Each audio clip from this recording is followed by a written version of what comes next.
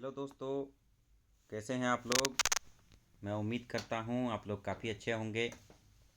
आज हम वीडियो लाए हैं ब्रिटिश भारत में जो शिक्षा का विकास हुआ उसके संबंध में हम देखेंगे कि किस प्रकार से इसका विकास हुआ, इसमें क्या व्यक्तिगत प्रयास थे और क्या सरकारी प्रयास थे, और जो सरकारी प्रयास थे उसका क्या नेचर था, क्या उद्देश्य था और किस माध्यम से वो शिक्षा का प्रसार करना चाह रहे थे और वास्तविक में क्या उसके द्वारा प्रयास किए गए।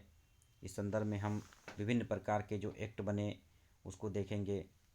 और इस वीडियोस को मैं प्रारंभ करने से पहले सबसे हर बार की तरह आप लोगों से निवेदन करूंगा, गुजारिश करूंगा कि आप मेरे चैनल को ज़रूर सब्सक्राइब करें और मेरे वीडियोस को लाइक करें, शेयर करें और ज़्यादा से ज़्यादा उसमें कमेंट करें, फीडबैक दें, क्योंकि आपके सब्सक्राइब करने से मुझे मोटिवेशन बना रहेगा नए नए वीडियोस बनाने का। मेरा उद्देश्य रहता है कि किसी भी टॉपिक को उनके पूरे संदर्भ में समझाया जा सके, पूरे संदर्भ में व्यापक स्तर पर उसको बताया जा सके।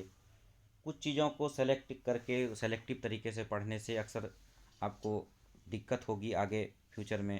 आपको जब क्वेश्चंस का दायरा जब बढ़ा दिया जाता है क्वेश्चन एग्ज़ाम में, तो इससे आपको दिक्कत होगी।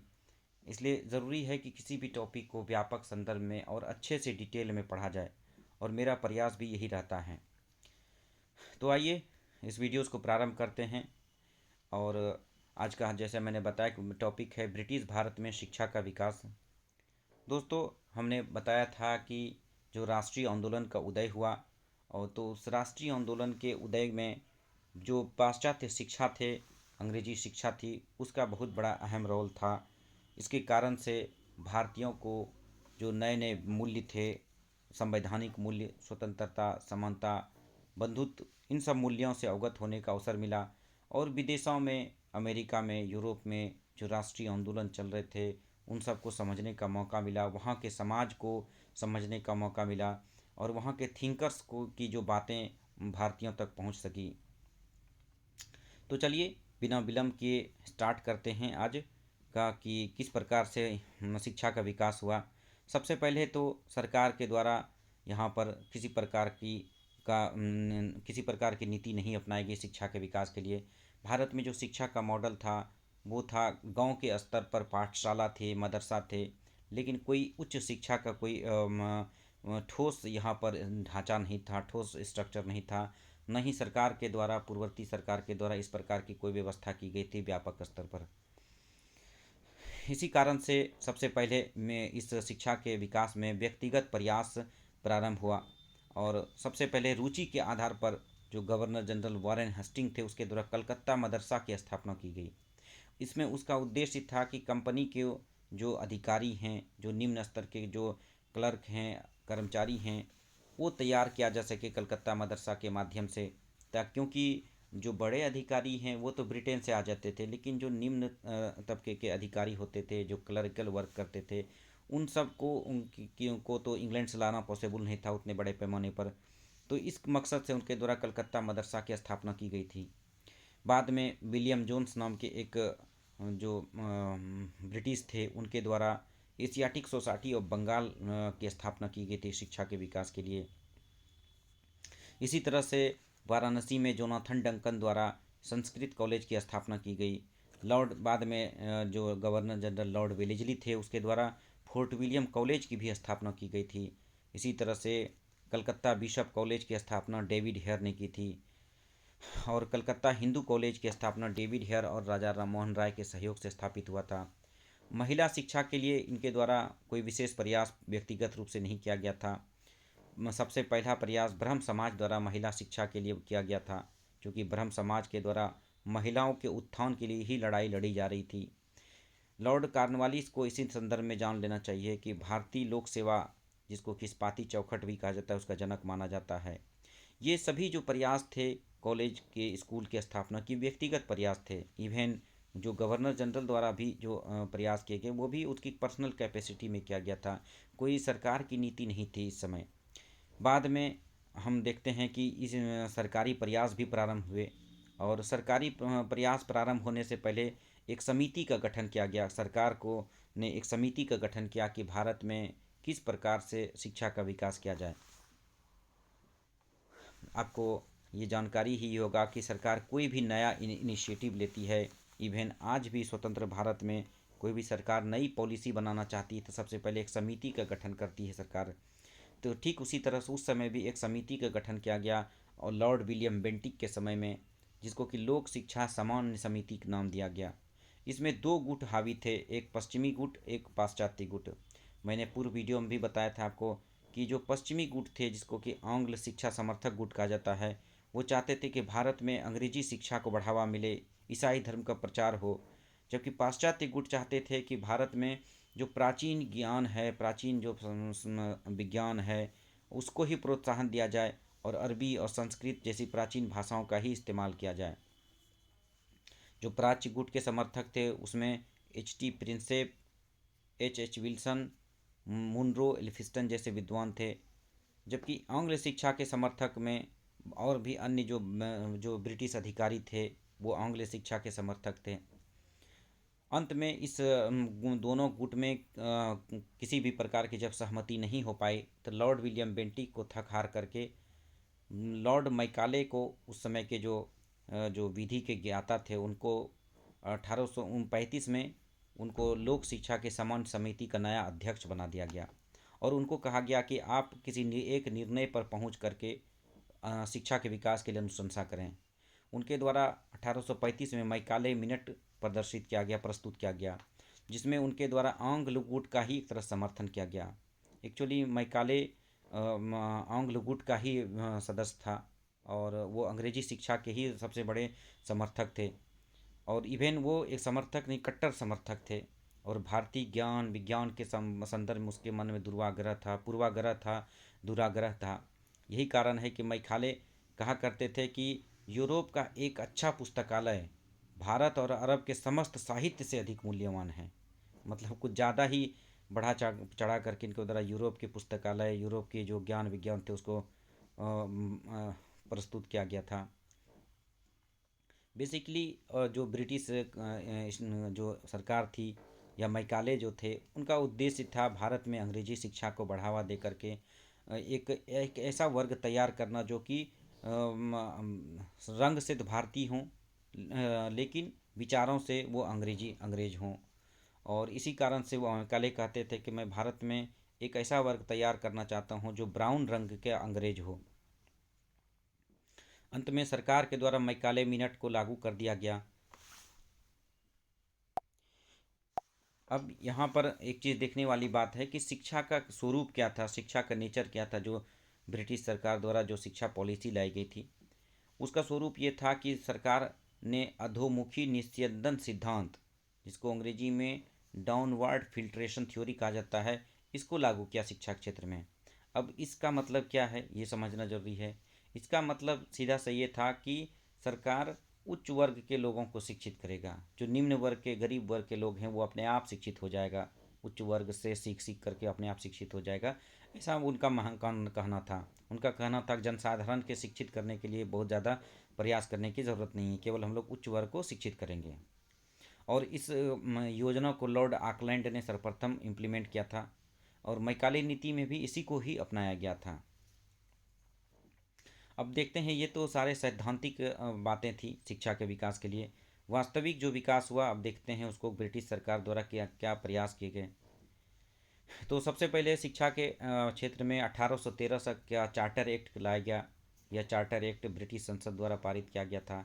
इसके द्वारा यह नियम लागू किया गया कि गवर्नर जनरल को 1 लाख रुपया खर्च करने का अधिकार दिया गया। किस चीज़ के लिए? भारत में साहित्य के विकास के लिए, विज्ञान के विकास के लिए और भारतीय विद्वानों को प्रोत्साहन देने के लिए 1 लाख रुपये का खर्च करने का पावर दिया गया।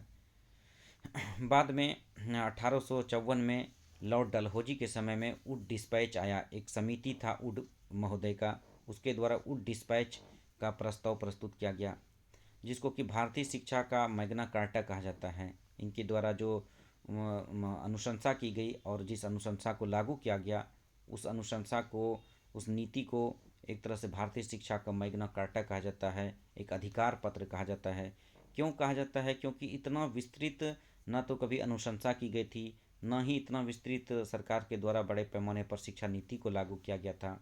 इस नीति के तहत सरकार ने जो अधोमुखी निस्यंदन सिद्धांत था, जिसमें कि केवल उच्च वर्ग को शिक्षित करना था, उसको त्याग करके सरकार ने कहा कि नहीं, हम ऊपर के लोगों और नीचे के लोगों सभी को शिक्षित करेंगे, सभी के लिए स्कूल कॉलेज बनाएंगे, यहाँ तक कि महिलाओं की शिक्षा के लिए भी इसमें बात की गई। लेकिन इसमें यह कहा गया कि जो पश्चिमी शिक्षा है और कला है, विज्ञान और फिलॉसफी है, दर्शन है, उसको प्रोत्साहन दिया जाएगा। उच्च शिक्षा के लिए अंग्रेजी को माध्यम बनाया, लेकिन जो देसी जो निम्न वर्ग में थे या फिर लो लेवल पर सरकार के द्वारा कहा गया कि जो देशी भाषा है उसी में उसको शिक्षा दिया जाए। इसी कारण से सरकार ने देसी भाषा पाठशाला की स्थापना की गई। जिला स्तर पर एंग्लो वर्नाक्यूलर हाई स्कूल की स्थापना की गई। इवेन सरकार ने शिक्षा को बढ़ावा देने के लिए निजी स्कूलों को भी अनुदान दिया जाने लगा, उसको प्रोत्साहन दिए जाने लगा। महिला शिक्षा को भी सरकार ने पहली बार आवश्यकता महसूस किया कि महिलाओं को भी शिक्षित करना चाहिए। इसी तरह से अध्यापक जो थे उसके प्रशिक्षण के लिए प्रशिक्षण संस्थान बनाए गए। प्रांतीय शिक्षा विभाग का गठन किया गया।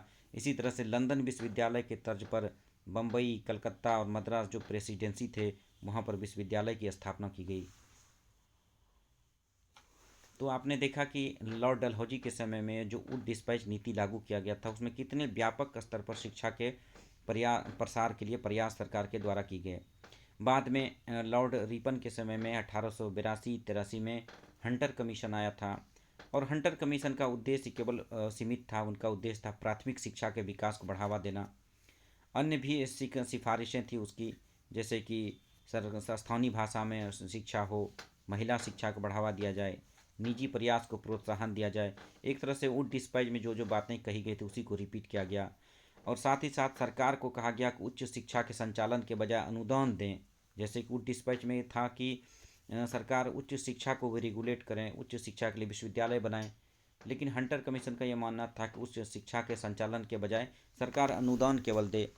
और आपको जानकारी होगी कि आज भी जो विश्वविद्यालय चल रहे हैं उस पर सरकार का नियंत्रण कम ही रहता है, वो आज भी अनुदान पर ही काम करता है।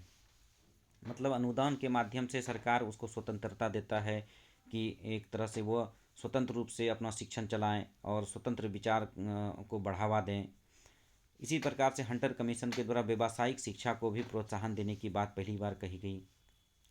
इसी तरह से कर्जन के समय में रेले कमीशन आया, जिसको विश्वविद्यालय कमीशन भी कहा जाता है, 1902 में।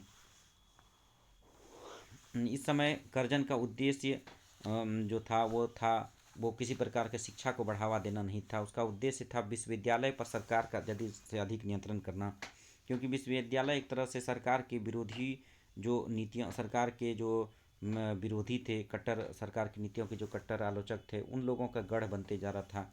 इसलिए कर्जन चाहते थे कि विश्वविद्यालय पर नियंत्रण कर लें अधिक से अधिक। इसी के लिए उनके द्वारा शिमला में सम्मेलन भी बुलाया गया था 1901 में। तो इस प्रकार से कर्जन की जो नीतियाँ थी वो शिक्षा के विकास के बजाय विश्वविद्यालय पर नियंत्रण से संबंधित था। लेकिन कर्जन के द्वारा कुछ महत्वपूर्ण काम भी किए गए, जैसे कि कृषि विभाग की स्थापना की गई, पुरातत्व विभाग की स्थापना की गई। जो पुराने पांडुलिपि थे, पुराने जो पुस्तक वगैरह थे, बुक्स वगैरह थे, पुराने जो स्ट्रक्चर थे, उनके संरक्षण के लिए ये विभाग स्थापित किया था। इसी तरह से प्राचीन स्मारक अभिलेख के संरक्षण के लिए भी अधिनियम इनके द्वारा पारित किया गया। और पहले शिक्षा महानिदेशक के स्थान को H.W. ऑरेंज को इसने बनाया था। तो ये सब कुछ महत्वपूर्ण इनके द्वारा काम भी किए गए थे शिक्षा के क्षेत्र में। बाद में 1917 में सैडलर आयोग आया था, जिसको कि कलकत्ता विश्वविद्यालय आयोग भी कहा जाता है। और इन्हीं की सिफारिश पर जो 3 साल का जो अभी ग्रेजुएशन होता है, इन्हीं की सिफारिश पर लागू किया गया था। और इसने जो सरकार जो कर्जन के समय में जो विश्वविद्यालय पर नियंत्रण सरकार का किया गया था, उस नियंत्रण को समाप्त करने का इनके द्वारा अनुशंसा किया गया था। और विश्वविद्यालय को कहा गया कि एक तरह से स्टेट गवर्नमेंट को दे दिया जाए, सेंटर से इसका नियंत्रण न किया जाए। इसी तरह से 1929 में हार्टोग समिति आई थी, और इनके द्वारा इन्हीं की सिफारिश पर 1935 में केंद्रीय शिक्षा सलाहकार बोर्ड की स्थापना की गई थी। बाद में गांधी जी के नेतृत्व में जो आंदोलन हुआ था, गांधी जी के द्वारा अपनी समाचार पत्रों के माध्यम से अपनी शिक्षा की योजना प्रस्तुत की थी। अपने जो शिक्षा के उनके जो दर्शन थे, उनके जो विचार थे प्रस्तुत किए थे। जिसको कि जैसे कि निःशुल्क अनिवार्य शिक्षा की बात करते थे गांधी जी। वो मातृभाषा में शिक्षा दिए जाने की वकालत करते थे। तो इन सभी विचारों से प्रेरित होकर के वर्धा योजना एक लाई गई थी कांग्रेस के द्वारा, जो राष्ट्रवादी आंदोलन के नेताओं के द्वारा। लेकिन इस योजना को उस समय लागू नहीं किया जा सका। इसी तरह से वर्धा योजना के लेकिन प्रभाव में ब्रिटिश सरकार द्वारा एक 1944 में सार्जेंट योजना लाया गया था, जिसमें मूलतः गांधी जी के जो विचार थे उन्हीं का प्रभाव था, निःशुल्क शिक्षा, मातृभाषा में शिक्षा इत्यादि। लेकिन उस समय स्वतंत्रता आंदोलन के कारण यह योजना लागू नहीं हो सका। बाद में आज़ादी के बाद राधाकृष्णन आयोग की स्थापना 1948 में की गई थी, जिनकी सिफारिश पर 1953 में यूजीसी का गठन किया गया था। तो दोस्तों, हमने आज के इस वीडियो में देखा कि ब्रिटिश ब्रिटिश सरकार के समय में किस प्रकार से शिक्षा का विकास हुआ और शिक्षा के विकास में किन प्रकार की नीतियाँ थीं और उस नीतियों का क्या स्वरूप था, और उसके संदर्भ में कौन कौन से एक्ट लागू किए गए थे, कौन कौन से सरकार के जो है कमीशन आए थे, आयोग गठित किए गए थे, उन सबको हमने देखा। आपसे इस पर बहुत सारे प्रश्न पूछे जा सकते हैं। ऊपर ऊपर से अगर प्रश्न पूछे जाएंगे तो आपसे ऑप्शन दे दिया जाएगा कमीशन का कि फलां कमीशन, हंटर कमीशन या रैली कमीशन किस क्षेत्र से संबंधित है, शिक्षा के सुधार से या कृषि के सुधार से या फिर राष्ट्रीय आंदोलन को दबाने के लिए। तो इस तरह के भी प्रश्न पूछे जा सकते हैं।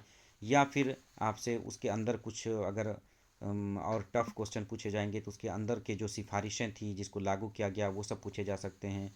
आपसे मैकाले मिनट्स के बारे में पूछा जा सकता है। इसी तरह से आपसे जो पूछा जा सकता है कि डाउनवर्ड फिल्ट्रेशन थ्योरी किस चीज़ से संबंधित है। तो एक तरह से हमने सारे जो तथ्य थे उसको छोटे से लेकर के बड़े सारे तथ्य को इस वीडियोस में समाहित कर दिया है। मुझे उम्मीद है कि आपको इस वीडियोस को सुनने के बाद ब्रिटिश भारत में शिक्षा के विकास पर अगर कोई भी प्रश्न पूछा जाता है तो आप ज़रूर इसको सॉल्व करने की स्थिति में रहेंगे। तो आज के लिए बस इतना ही इस वीडियो में, लेकिन जाते जाते फिर आपसे एक अनुरोध है कि आप मेरे वीडियोस को ज़रूर सब्सक्राइब करेंगे, चैनल को ज़रूर सब्सक्राइब करेंगे, वीडियोस को लाइक करेंगे, शेयर करेंगे। क्योंकि आप अगर शेयर करेंगे, वीडियोस को कमेंट करेंगे, लाइक करेंगे तो मुझे लगेगा कि आप लोगों को इसमें रुचि है, आप लोगों इसको पसंद कर रहे हैं, मुझे मोटिवेशन मिलेगा और मुझे और ज़्यादा से ज़्यादा अच्छे से वीडियो बनाने का एक तरह से प्रेरणा मिलेगी और मैं बनाता रहूँगा। तो आज के लिए इतना ही, फिर मिलते हैं अगले वीडियो के साथ। Thank you so much.